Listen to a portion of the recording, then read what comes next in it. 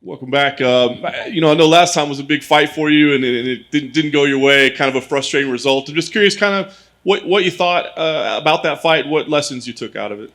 Well, yeah, it was a hard fight to lose. I think it was my worst performance ever. So, yeah, it happens. Yeah, it was hard to take, but I just took my time, swallow it, go back to the gym, train harder, and I'm here again. Nice. And it's been about 9 months, so I'm curious. Yeah. Did you want that kind of added time off to work on things, or what was the reason to the No, layoff? actually, I had a broken foot just before the fight, and I needed a surgery. So as soon as I got to Guadalajara again, I got that surgery, and it took me 3 months off of any training. I couldn't train anything, and so I took the time to recover, and eventually go back to training step by step, recovery, therapy, and then trying to make it to a full camp. Yeah, I know you never make excuses, but in hindsight, do you feel like maybe you shouldn't have fought that night?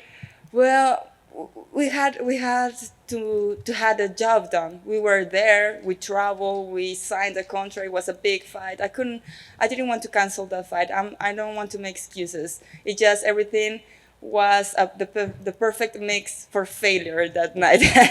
I got COVID a few months before the fight, and I struggled with that. So I tested negative until late September, and I was fighting early October. So I wasn't 100%. I needed to say that I was because I yeah I didn't want to say I'm not, but I wasn't. And but I have a contract, and I wanted to make it happen, and it was a big fight. I wanted to do it, and I felt that I wanted to be able to overcome all those adversities and make the best out of it. And I tried. I make it. I failed, and I learned. That's it. Well, you tried. That's what Yeah. matters. Yeah. Obviously, the UFC still believes in you. They gave you another top contender in Yana Kunitskaya.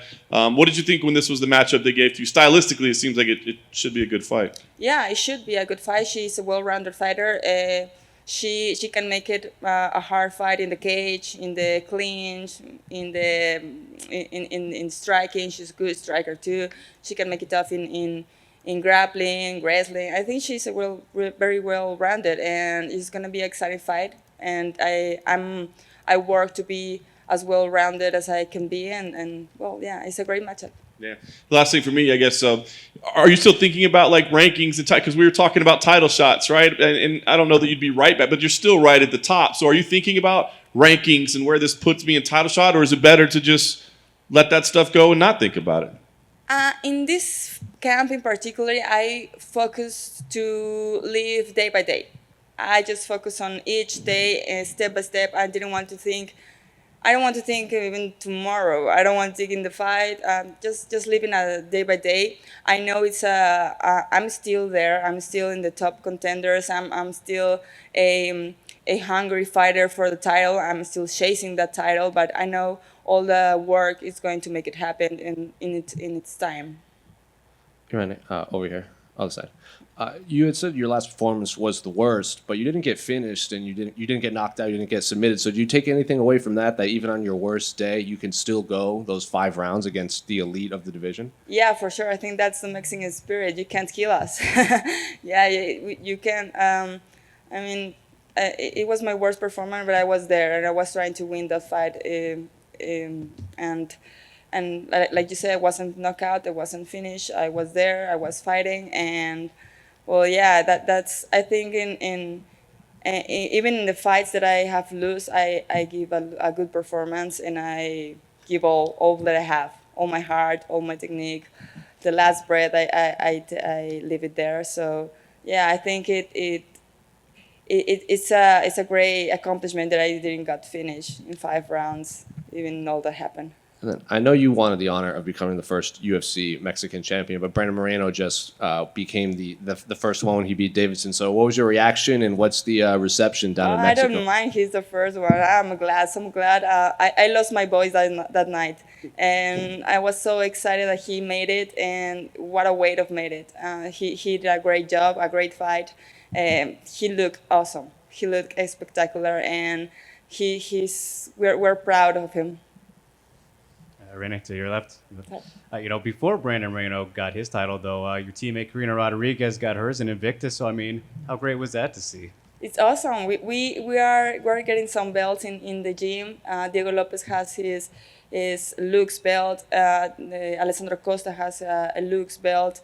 Karina Invicta belt. So we're getting there. We're getting bigger, and well, I'm proud of my team too. And you mentioned Diego. When are we going to see him in the UFC? Like, Soon, I think, right? Dana, I think he's ready. He's ready. The only thing that was stopping him was the visa issue, because he has his visa from Brazil, but he has now his visa. He's here with me, so he's ready. He's just waiting the call. Yeah, exactly. And you were very active before this little break that you were on. So is it kind of nice though, just to refresh? And I know the injury was a part of it, but also just a little refresher. Yeah, it was good. I took the time. I like to be very active. It was a little frustrating at the beginning, because I wasn't able to do even anything. I couldn't even lift a little weight because the doctor said no. But I took a breath and I said, okay, this is part of the game. This is part of the job. Injuries are part of the job. So I need to recover. I need to be smart in this. And I took advantage of the time. I focus on learning in some other things. I learn a lot of watching and watching the training of my teammates, videos, other parts of MMA, and also I spend more time with my cats. That was a good thing. You had 7 last time. Have you added more? 6. I have 6. Okay. I have 6. Maybe, yeah. There's one that is begging for me to adopt him. Maybe 7. Yeah. And then just during that time, I know you're a gamer. Any games you've been playing lately? Oh yeah, I love video games. This is the camp that I have been playing more video games ever. I think that's the key that I'm going to win this fight, because that keeps my brain fresh and decision making fresh, and I think that's I enjoy it. Now right now I'm playing Sniper. Good luck, Irene. Thank you. Irene over here. You say you have 6 cats. Would you say you are a crazy cat lady? Yeah, definitely crazy, and I love cats. So yeah, I think. Perfect. Secondly, I was wondering, what did you think of them picking Juliana Pena to take on Amanda Nunes next? I think a lot of people thought it should be Holly or Jermaine, and instead they went with someone lower. Well, I think Holly and Jermaine are injured, and they already fought Amanda, so she raised her voice and she got it. It's good for her. I mean, she was there. She has been a good contender for a long time, and well, if the UFC gave her fight, well, that's because they think she deserved it. How do you think that fight plays out between Juliana and Amanda? Well, Amanda is really hard to beat. Honestly, she has shown us everybody that she's really tough, but anybody is unbeatable at some point. At some point you have to go down. So maybe Juliana can make it, maybe not. We don't know. It's going to be a hard fight. Thank you. Can I ask you what it means to be back here in the back? Can I ask you what it means for you to be on this fight card in Las Vegas, in the fight capital of the world, on a Conor McGregor card, and just kind of explain what that means to you? I love to fight in Vegas. I love it. It's like home to me. I have fought in here several fights and always got a good fight fighting here. Last time was a great experience for me. It was a big card too and got a win. So I'm trying to repeat that experience in here. And this being the first big main card back after the pandemic in Las Vegas and had him at the Apex, but the first, sold out, T-Mobile, all eyes on this thing. What do you think of that?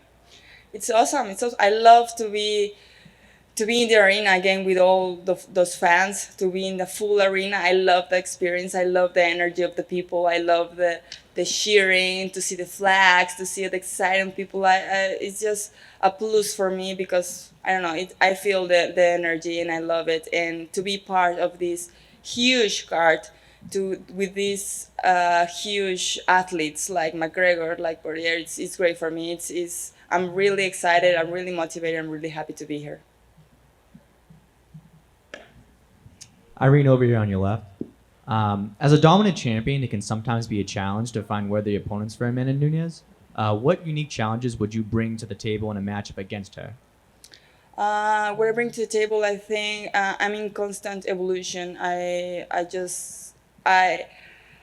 think that I always have room to rebuild and to learn and to improve in every area. And I'm obsessed with that. I'm obsessed of learning everything.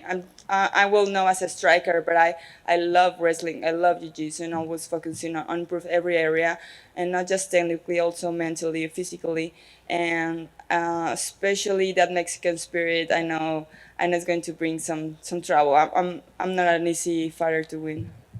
And last one for me, I just want to get your thoughts and prediction for Saturday's main event.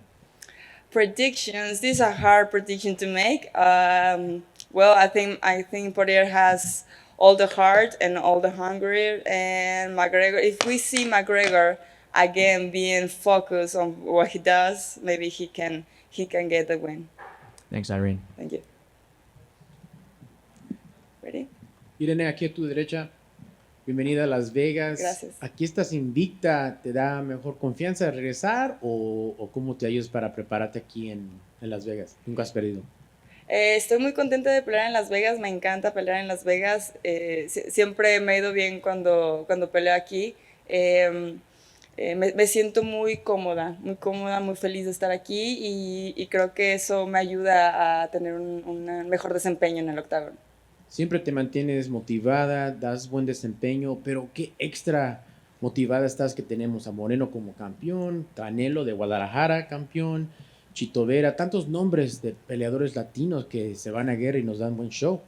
Sí, claro, me motiva mucho el sentir que tengo que seguir dando ese ejemplo, esa posición que se le está poniendo a México con lo que hizo ahorita Brandon ganando el cinturón. Creo que siento que ahora sigo yo en demostrar, ¿no? en traer esa bandera mexicana al octágono más importante del mundo, ¿no? Y bueno, me encanta el ser mexicana, soy muy orgullosa de mi gente, de mi bandera, y traer eso a este octágono me llena de orgullo y creo que es parte de nuestro trabajo el llevar a México a un siguiente nivel en este deporte, hacerlo crecer. De acuerdo, y mi última pregunta. Fue una difícil derrota, pero en tus redes sociales nos contaste que aprendiste mucho y te ayudó a mejorarte. ¿Qué le cuentas a la gente que ha sufrido ese tipo de situación y qué esperamos ver este sábado de Irene? Sí, claro, siempre va a haber altas y bajas en la vida, no todo va a ser color de rosa, no todo va a ser bonito, no todo se va a presentar a tu favor. Y este tipo de derrotas, por ejemplo, esta fue creo que la derrota más fuerte que he vivido en este momento. Fue una pelea muy importante, creo que mi pelea más importante, una pelea que ya me iba a llevar por el cinturón, una pelea que todo el mundo estaba viendo, tenía los ojos de muchas personas encima y perdí de una manera muy fea, honestamente, ¿no? Perdí delante de muchas personas, pero y a veces pasarte ese tipo de situaciones es un poquito difícil.